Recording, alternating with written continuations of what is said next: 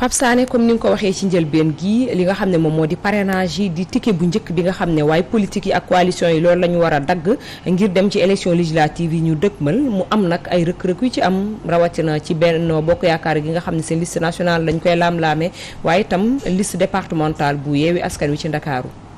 waaw xam nga des fois dama naan yàlla Dieu est tellement juste.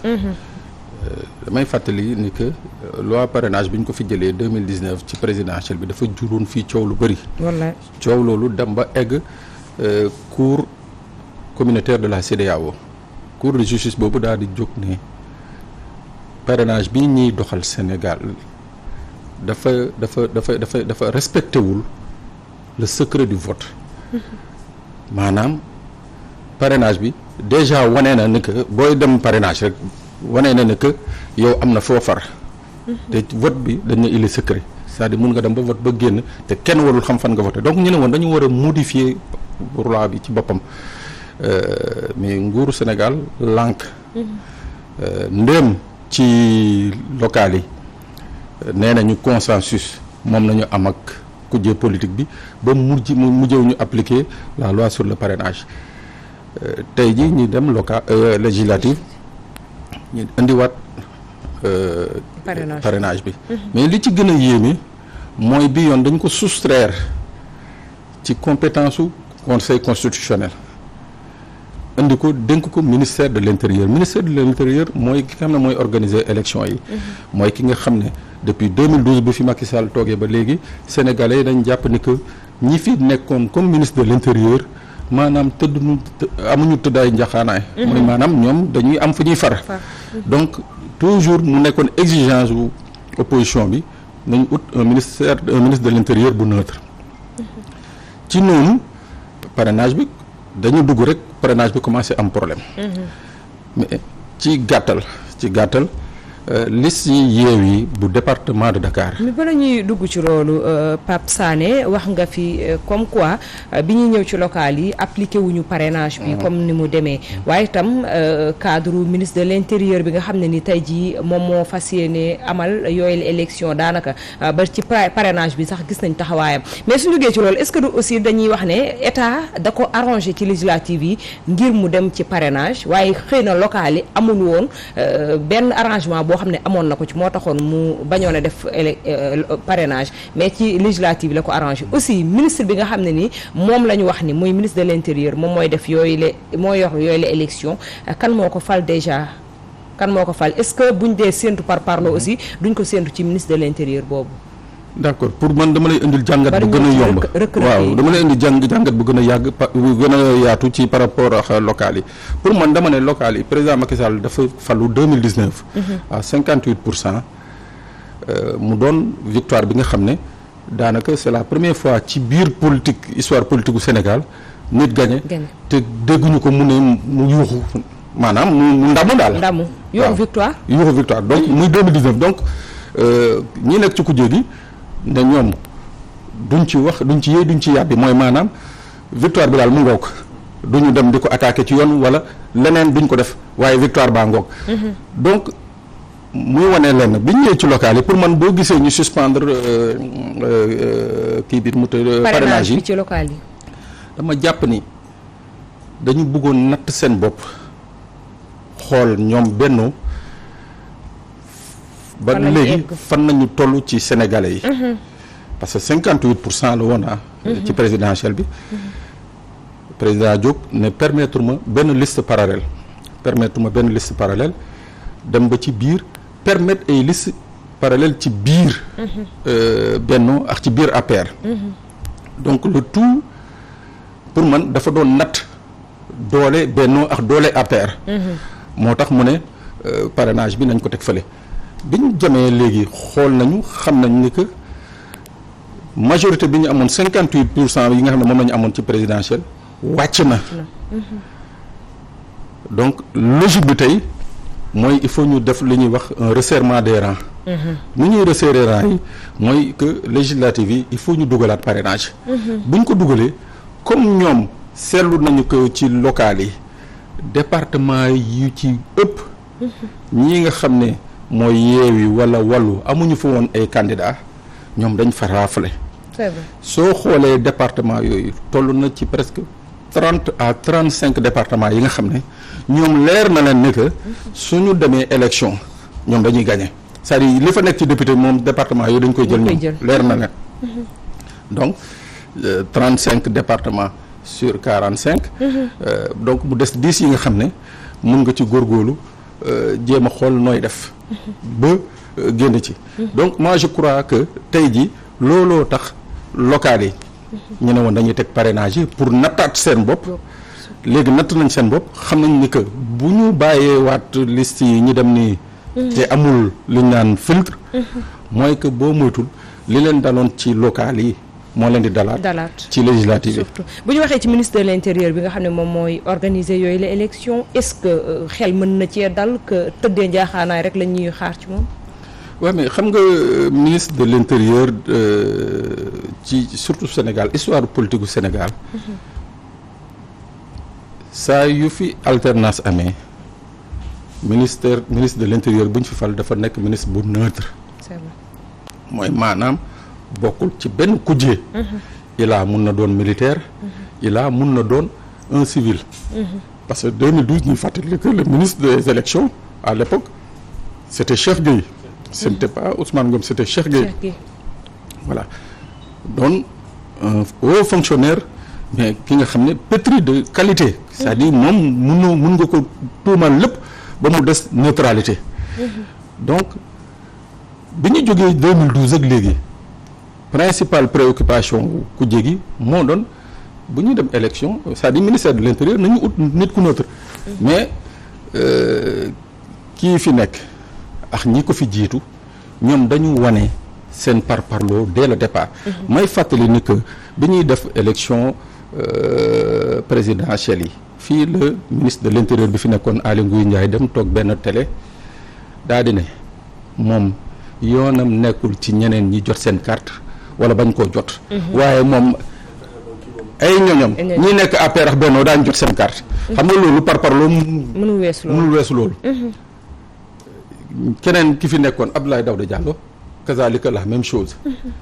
kii nii même bu dee nee nañu magistrat la dafa neutre du politique waaye boo laajee ñii dëkk xombal daañu la neutre boobu.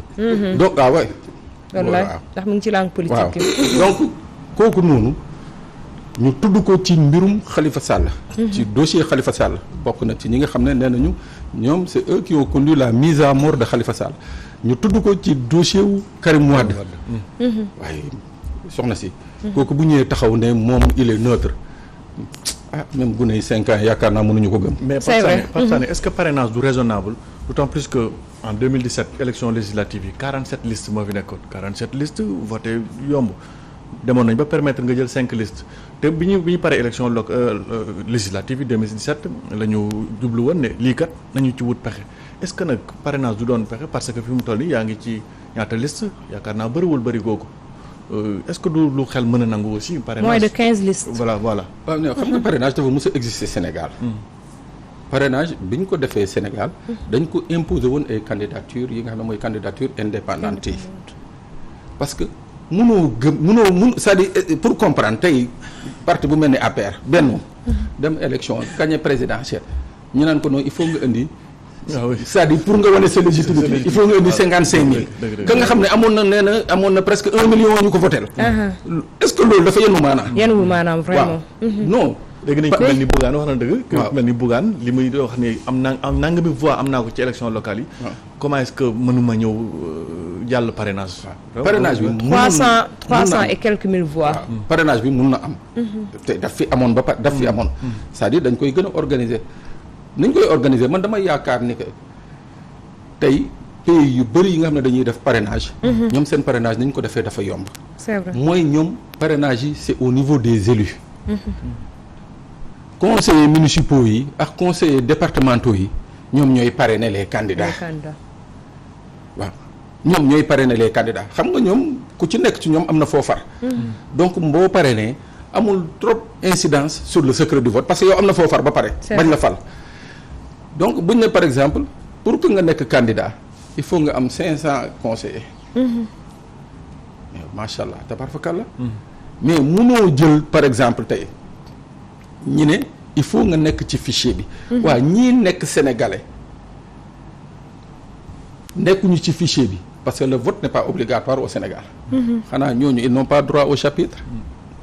man mun naa ne man du ma voter mais mun naa ne coro bi ànd naa ak moom. c'est vrai. donc man mun nañ ma permettre ma parrainer donc parrainage bi en l'état nii wax dëgg yàlla c'est plus un bouchon qu'un filtre.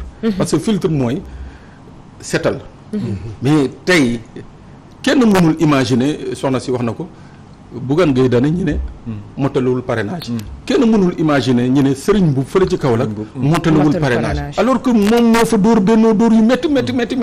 ak feneen ci Sénégal mais tamit soyons logiques. benn. waaw xam nga nañ ko tëddalee. dañ ko def de telle sorte que c'est-à-dire y a un minimum ak un maximum. mais ñu ne la ci région bu nekk war nga fa am lu mu tuuti 1000 maanaam 7 régions lañ. ci 7 régions ci Sénégal 7 départements plutôt. 7 départements. fu ci nekk war nga ci am au minimum 1000 kii 1000 parrain. mais wax fa dëgg yàlla kooku yomb na Bougane Gueye Dany. waaw loolu yomb na Bougane Gueye Dany. mais problème bi mooy bu dee niñ ko defee nii comme ni ko à l'époque Mohamed Boun Abdallah Dionne defoon maanaam ci seetam. seet na gisaane boo xam ne xamal sénégalais yi ne leen 5 candidats mooy am. ñu indi 5 candidats bii yoon nag xam naa ni dañu ragal gisaane ñemewuñu ko wax. c'est-à-dire gisaane nañu mais ñemewuñu wax. ñaata candidats mooy am c'est vrai waaw. ci ñemewuñu wax ñaata candidats am nañu candidats yi ñu bëgg. waaw mais je dis que encore c'est pas logique parce que vote bi sénégalais yi ñoo ko moom c'est la fête des sénégalais. sénégalais yi ñoo war a ne tey ji sëriñ mi daañ ko benneel daañ ko votel coro mi daañ ko votel et tout kooku c'est un droit constitutionnel mënuñu ko teggil Sénégal mënuñu ko dindil sénégalais yi donc bu ñu bëggee nag ne tey jii pour que sëriñ voté sëriñ votel Gomis il faut que Gomis am parrainage yu sëriñ am parrainage yu kii je crois que quelque part le débat est faussé dès le départ. surtout ñu ñëw ci Yewwi Askan bi nga xam ne ni ñoom tam dès le départ ci parrainage yi am nañu problème ak seen liste bi nga xam ne ni moom moo ñeel département bu Ndakaaru gis nañu tam li nga xam ne moom moo di coow li ci am. waaw xam nga Yewwi Askan wax fa dëgg yàlla heureusement que ils ont eu la grandeur de reconnaître que ñoom ñoo def. erreur. non faute xam nga faute moom sanction lay laaj. mais ci parité la mais pas parrainage. waaw non ci parité. parité bi waaw moom nee nañu ñoom def nañu erreur. xam nga mais erreur dañ koy corriger. voilà erreur dañ koy corriger mais li yéeme ci li ci yéeme moi c'est mon point de vue mooy que pour la première fois administration Sénégal fii ci en matière électorale bëgg substituer à la justice. man maa ngi koy soog a gis ci bii nga xam ne. Antoine Félix Diome nekk na ministre de l'Intérieur. parce que ci magistère am nañu gis mooy élection locale. ay préfet daan dañuy dem defi ay recours pour contester ay décisions cour d'appel c'est-à-dire xaw ma ndax vous mesurez un peu. xel mënu koo nangu. non c'est-à-dire dafa grave parce que ku ci nekk en matière électorale dafa am un rôle booy jouer administration dañ na la yow organiser la fexeel ba. Sëriñ Fatou Gomis bu ñu bëggee déposer fexeel may leen nu ñuy déposer ba seen liste mën a conforme à la loi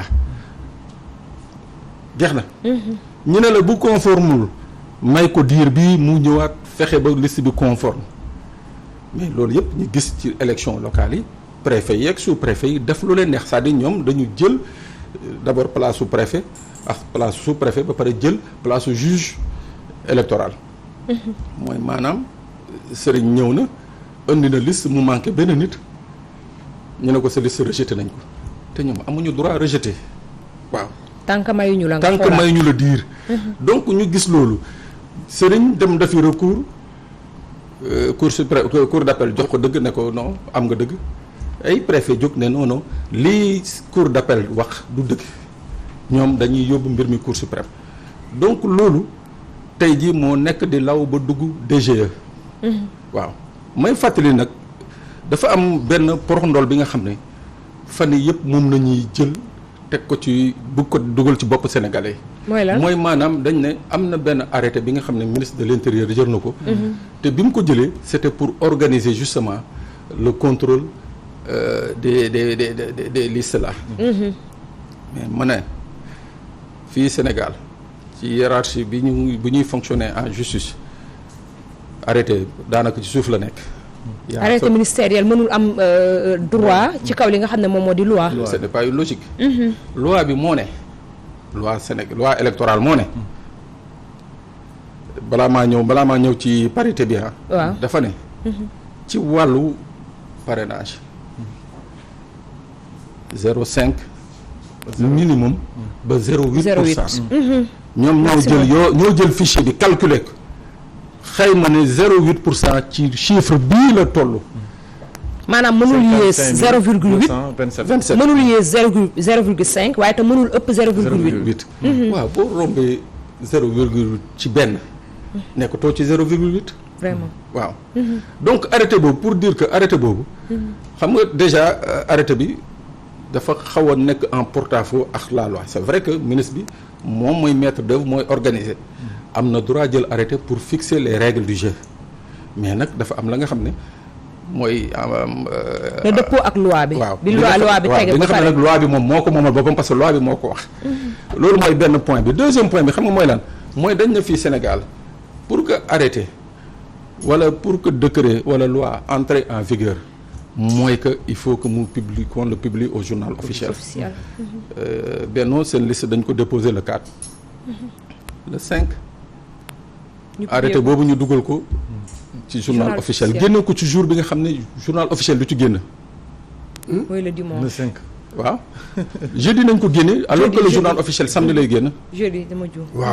waaw loolu c'est-à-dire même ku jàngul droit boo ko tegalee de suite am na suspicion buy nekk ci xelam. waaw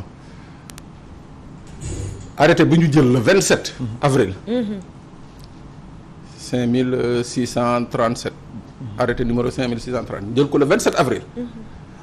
publié ko le 4 le 5 mooy maanaam 24 heures après. gars yi bi ñu defee seen ñoom.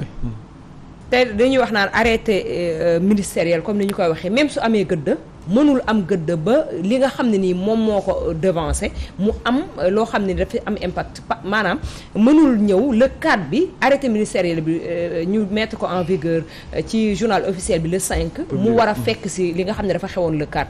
nee nañ amu ci léegi normalement le 5 boobu ñu ko publier ci la war a commencer di fonctionner jëm le 6 ba. moom la ñuy wax le principe de la rétroactivité.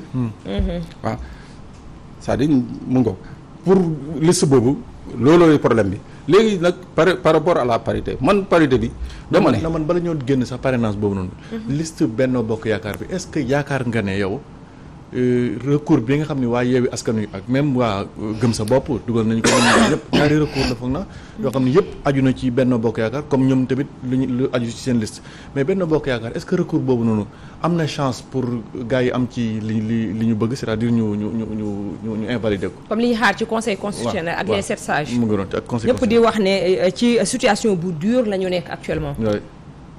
xam nga nag problème bi tey jii.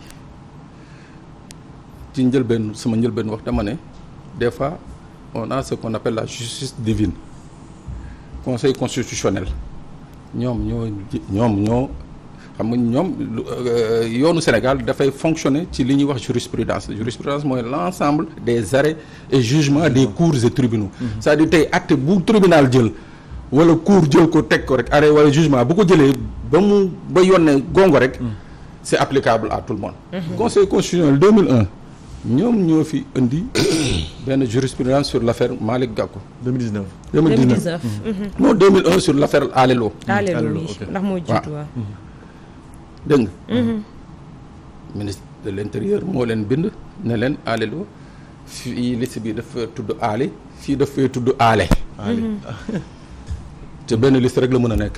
ñoom ministre laaj leen ndax mun nañ ko changer mu ne leen conseil constitutionnel nag waaw mun nañ ko changer dañ koy dindi ci benn liste. kon tey jii wàll boobu am na la nga xam ne jurisprudence am na fa. c'est-à-dire donc ça ne peut plus être appliqué à un seul parti. c'est-à-dire c'est applicable à tous les Sénégalais. beneen bi mooy ci wàllu parrainage yi mooy jurisprudence Gakou. Même conseil constitutionnel ñoo taxaw daa di ne lii nga xam ne moom la Malick Gakou def mooy dafa jël plus de parrains qu'autorisé par la loi. loolu rek source d'invalidation de liste la. mais ñu bëri dañ ciy jafandu parce que dañ ne conseil constitutionnel dafa ne loolu mun na doon mais doon na parce que looloo tax ñu rejeté. waaw doon na ko ba pare waaw looloo tax ñu rejeté listam. waaw looloo tax ñu rejeté liste Gakou. waaw parce que ñoom lañ ne mën na doon. mën na doon c'est-à-dire dafa ne loolu mën na doon. loolu rek mën na doon loolu rek. mën na doon source de rejet ba pare ñu rejeté ko kon mooy kay mu ngoog. loolu tax ñuy wax jurisprudence bi aussi. mu ngoog donc ci ñaar yooyu tey le conseil constitutionnel fait face à sa propre histoire mooy ñoom la nga xam ne ñoo ko waxoon dëggal ko tey Sénégal moo taxaw di leen xool pour loolu ñu dëggalaat ko mais man sama wàllu bopp awma ci benn espoir ci validation liste Yewwi comme ci invalidation liste Benno. lu tax amu si espoir. voilà xam nga dañu boo jëlee histoire conseil constitutionnel bu Sénégal depuis la réforme de 92 bi ñu créé tasser la cour suprême créé le conseil constitutionnel la cour de cassation et consorts. soo xoolee boo bëgg léegi conseil constitutionnel yi fi jot a jaar ñaari yoon laa gis ñu jël fi ay décisions yi nga xam ne àndul ak nguur. c'était sous Diouf ak sous Wade. muy lan la woon boobu. De mémoire je me rappelle pas. Mais bon je crois que pour Diouf bi. c'était sur les élections locales de 1996. waaw mooy découpage bi nga xam ne moo indi tey jii les communes là et consorts. parce que ëppoon na lii. mais dañ ko contesté dañ ne non. bu ñu jëlee le nombre d'habitants par commune bu ñu bëggee appliquer nombre de communes yi fii Dakar wala Pikine mais day bëri et puis day indi rupture d'égalité parce que citoyen bi nekk Dakar n'a pas autant plus de droits que le citoyen qui est à Kaolack waaw à Mabo mënuñ ne Dakar day am 19 communes Kaolack ñu ne ko benn commune rek lay am donc ñoom le principe d'égalité boobu dañ ko dénoncé woon waaw c'est vrai comprendre ok voilà mais boobu après boobu conseil constitutionnel lépp la nga xam ne dafa jógee ci kujje gi ilaa mu ne la il est incompétent mooy maanaam moom mënu ci wax mënu ci yëy mënu ci yàbbi waaw bu dul loolu moo tax Déthié Fall ne xanaa tey moom dinañ ngir yàlla ñu compétent nag boog. non déedéet lii moom c'est leur propre histoire ñoom ñoo ko bind c'est-à-dire c'est des jurisprudences yi nga xam ne ci biir conseil bi nañ ko jëlewuñu ko feneen ñoom ñoo ko wax wax fa dëgg yàlla tey historiquement je dis mooy que au moins la nga xam ne waxoon nañ ko 2001 waxoon ko 2019 ñu appliqué ko parce que loolu rek mooy tax crédibilité justice dellu si. Pape Sané war na mën a manipuler ñu nga xamante ne mooy conseil constitutionnel. ñu gaaw vite fait parce que dese nañu beneen. damay fàttali benn affaire fii. ba may nekk Source A rédacteur en chef Source A dafa am benn jour ñu waroon bind benn article. maa ngi saluer au passage Daouda Thiam. mu ne ma grand est-ce que xalaat nga rek lii ñu bind ko. parce que lii bu génnee élection du am de. ma ne ko on est obligé d'informer. mais ñu toog waxtaan suñu biir effectivement mu yey ma bàyyi parce que ci jamono jooju bizarrement dañu gis benn offre maanaam magistrat yi nga xam ne ñoo nekkoon. ñii conseil constitutionnel ñii cour suprême mu am benn marché Mercedes des Mercedes de luxe ñu jox ko benn ngandu maamu concessionnaire fii pour mu livrer leen ko mu mel dañ leen a ger waaw dañ leen ko livrer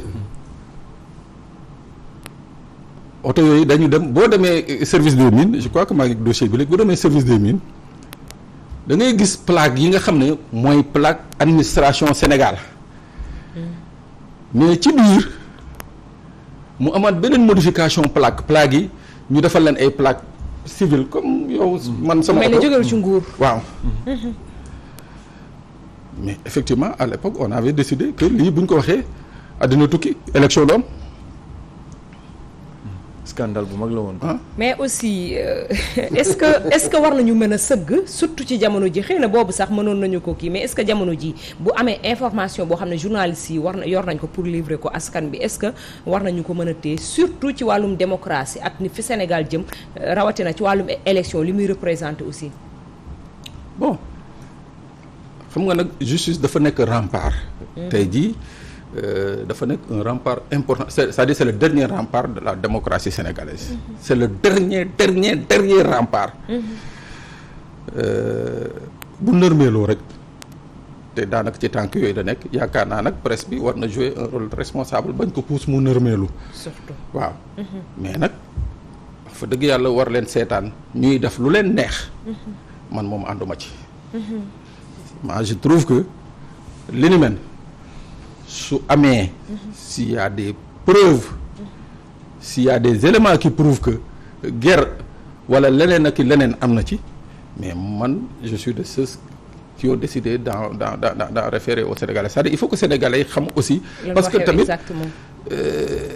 li ci gën a yéeme ba tey ji mooy président conseil constitutionnel président wu cour suprême c'est des deux personnalités yi nga xam ne qui sont assujettis à la déclaration de patrimoine. D'accord. nekk ay magistrats te ba tey ji dañuy lànk. dañuy lànk dem defi déclaration de patrimoine. ñu ngi xamal ne waxtu bis daanaka xoj nañu. jeex na sax wax nañu léegi ci 29e anniversaire bu décès wu ki nga xam ne moom moo di maître Babacar Seye wax nañu ko ci njëlbeen gi xanaa rek ñu tënk ko. ak na nga xam ne contexte bi ñu nekk contexte électoral bi ñu nekk ak gis nañu ki nga xam ne moom moo di Thiendella Fall bi nga xam ne tey jii moom moo jiite DGE maanaam moom moo jiite direction générale des élections ak ni famille am jógee sax di ko wax ni suñu sañoon mu joxe lenge yi keneen utu ko ndax dañu ko tiital surtout tension bi nga xam ne parrainage yi indi na ko ci élection yi ñu jëm te fekk na maître Babacar Seye bi ñu koy fàttaliku 29e anniversaire am xëy na ci contexte yi la ñu ko buumee woon. waaw man d'abord may jàll famille am may jàll surtout Pape Khalil Fall. ne taaw la ci maître Babacar Seye. dañ ko faat ci justement ci question électorale. waaw. ba tey jii waaw ba tey jii njabootam tamit ñu ngi bëgg xam ñan ñoo joxe woon ordre ñu faat ndem ñii nga xam ne ñoon nañ tuumaloon dem nañu ba xam ni que ñoom dañ leen tuumal kese reyu ñu boomuñu.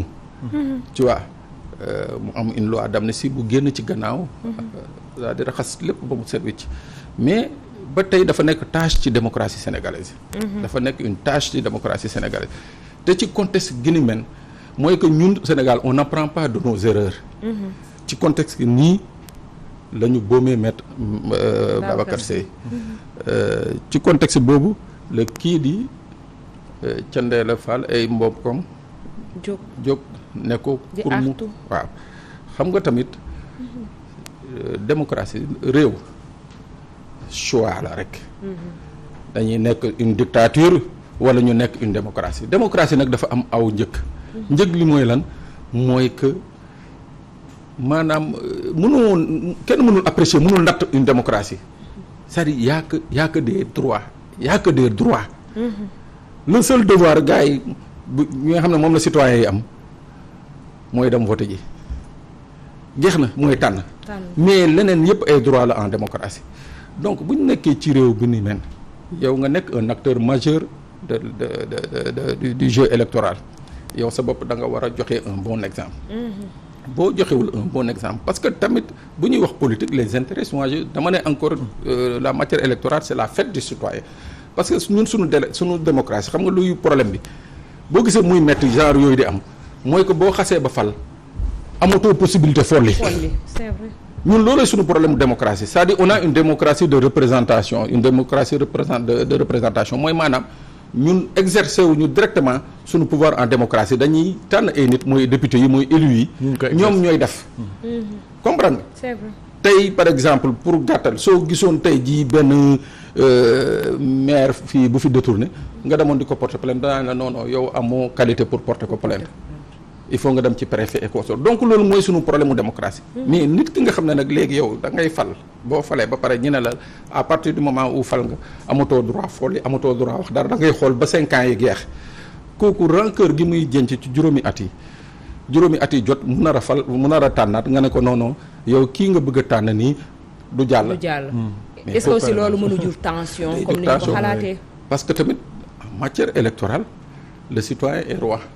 c'est-à-dire l'exception mooy annulé waaw c'est-à-dire exceptionnellement li ñu mun a def en matière électorale c'est annuler une liste mais dans la pratique générale mooy képp ku bëgg a falu wala ku bëgg a fal nañ ko bàyyi mu fal wala mu falu donc loolooy problème bi donc ay mbokku Thiendella Fall bu ñu toogee am xalaat boobu c'est tout à fait légitime parce que tamit dëkk bi fu mu nekk ni dañu nekk ci cycle de violence bi nga xam ne cycle d'injustice bi nga xam ne cycle de règlement de compte bi nga xam ne tey ji muy man muy yow muy keneen personne à l'abri muy yow suba da ngay xëy ñu menacé la Fatou mi mun na fi wax benn wax ñu menacé ko donc loolu yëpp ça prouve quelque part que nous sommes une société qui veut vivre sa démocratie société buy bëgg dund nag démocratie am nag wax fa dëgg yàlla nag mënoo ko tënk ci ay règles yi nga xam ne déjà dès le départ les acteurs ñu ci bëri ci ñoom. xañ ko lenn société bi jàpp ne lii du lu jaadu nga ne ko xañ naa la ko pare waaye doo ko sax manifester donc da ngay toogaat yeneen 5 ans. 5 ans yi aussi man maay xool na ma neexee ma tracé ko donc tey muy moom muy tous les acteurs politiques yoon la qui reviennent à la raison parce que tamit yàggul daaw rek nañ fi jógee ci ay manifestations yi nga xam ne ci mbirum politique la. 14 Sénégalais dee ci. ba tey jii yeewuñu ci yàbbeewuñu ci. du ñu nanguwaat nag pour ay vil intérêt de quelques fonctionnaires ou de quelques magistrats ñuy taal dëkk bi. surtout waaw. donc am nañu mbégte ak kontaante wax ji leer na macha allah te rëccuñ benn yoon li nga xam ne noonu ne lañ fi dalalee actualité bi macha allah la ñuy wax comme.